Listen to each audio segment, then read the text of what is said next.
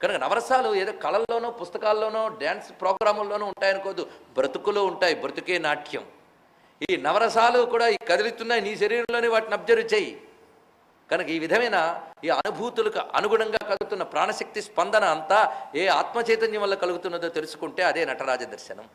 ఇలా మనకి అడుగడుగున ఈ అజపాతాండవానికి. ఇప్పుడు ఈ విషయం ఎందుకు నేను ప్రస్తావన చేశానంటే, మన యొక్క శ్వాస చలనానికి, అనుభవాలకి, భావోద్రేకాలకు ఉన్న అనుబంధాన్ని మనం పరిశీలిస్తే ఈ శ్వాస చలనాన్ని పద్ధతిగా నియంత్రించే ప్రక్రియ చెప్పేది యోగశాస్త్రం.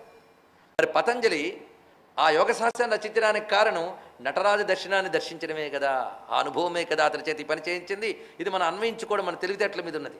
ఈ విధంగా మనకి పరమేశ్వరుడు సర్వ కళా ప్రవర్తకుడు. కళలంటే ఈ మనం అనుకునే అనుభవాలనే ఒక చక్కగా కళాత్మకంగా చూపించినట్లయితే దాని యందు కలిగే రతి ఆసక్తి వేరే విధంగా ఉంటుంది. కనుక కళలు ఏమిటో కాదు, జీవితం యొక్క చిత్రణలే కదా కళలు. అలా మనకి పరమేశ్వరుడు కళాస్వరూపుడనే మాట శివ సహస్రనామ స్తోత్రంలోనే కనిపిస్తుంది. శిల్పి కశిల్పినాం శ్రేష్ఠ సర్వశిల్ప ప్రవర్తక అనే నామంలో. అదేవిధంగా రకరకాల వాద్య వస్తువులు, రకరకాల నాట్య విన్యాసములు ఆయన రూపములు అని శివసహస్రనామాల్లో మనకు కనిపిస్తాయి. మహాభారతంలో సర్వశాస్త్రార్థ సంపన్న సర్వశిల్ప ప్రవర్తకం నాట్యాక్షం పంచమం వేదం సేతిహాసం కరోమ్యహం అన్నారు. ఇక్కడ అంటే నాట్యం పంచమ వేదంగా చెప్పబడుతున్నది. భరతుడు కూడా నాట్యశాస్త్రం వివిధ వేదముల నుంచి స్వీకరించబడింది అన్నారు. దానితో మన వాళ్ళు భారతీయులు ఏది రచించినా వేదం వేదం అని పేరు పెట్టేస్తారండి అని విమర్శించిన వాళ్ళు ఉన్నారు.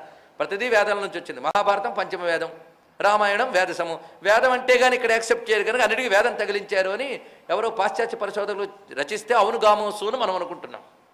కానీ ఈ మధ్య భరతనాట్య శాస్త్రంలో పరిశోధించిన వాళ్ళు వేదంలో ఏ ఏ భాగం నుంచి నాట్యంలో ఏ ఏ భాగాలు డెవలప్ అయ్యాయో సోదాహరణలతో రుజువు చేశారండి.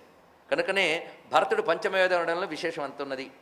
పైగా సర్వ విద్యలు ఈశ్వరుని యొక్క నాట్యం నుంచి ఆవిర్భవించాయని శాస్త్రం చెప్తున్నటువంటి విశేషం.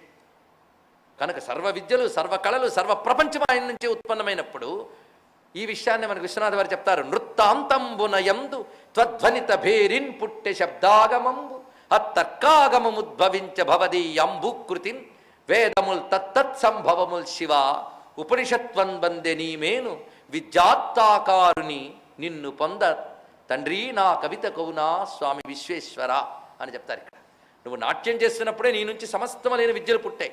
అలాంటి సర్వ విద్యాస్వరూపుడు వేరే నిన్ను నా విద్యలతో ఏ పాట నృతించగలనయ్యా అని ప్రార్థన చేస్తారు. ఇక్కడ అందుకే ఈశాన సర్వ విద్యానాం ఈశ్వర సర్వభూతానాం అని సర్వ విద్యాస్వరూపుడైన పరమేశ్వరుని మనం చెప్పుకుంటున్నాం. అందుకని సాహిత్య ప్రపంచంలో అంటే అక్షర ప్రపంచంలోకి వెళ్ళినా, సంగీత ప్రపంచంలోకి వెళ్ళినా, ఏ ప్రపంచంలోకి వెళ్ళినా శివుడు మనకి అధిదేవతగా కనిపిస్తున్నాడు. అక్షరములు ఆయన డమరకుడి నుంచి ఉత్పన్నమయ్యాయని నందికేశ్వరుడి కారికల్లో ఉన్నాయి. వృత్తావసానే నటరాజరాజ ననాదఢక్కా నవపంచవారం అని మనకు చెప్పబడుతున్నది. దాని నుంచి పాణిని అద్భుతమైనటువంటి వ్యాకరణ శాస్త్రాన్ని అంతా అభివృద్ధి చేసేట. పాణిని అష్టాధ్యాయి ఇప్పటికీ కూడా భారతీయ సంస్కృతి యొక్క గొప్పతనాన్ని ప్రపంచానికి చాటుతుంది. పాణిని అష్టాధ్యాయాన్ని అనుసరించి నేటి కంప్యూటర్ పరిజ్ఞానానికి అనుగుణమైన భాష సంస్కృత భాషయే అని పాశ్చాత్యులు రుజువు చేశారు.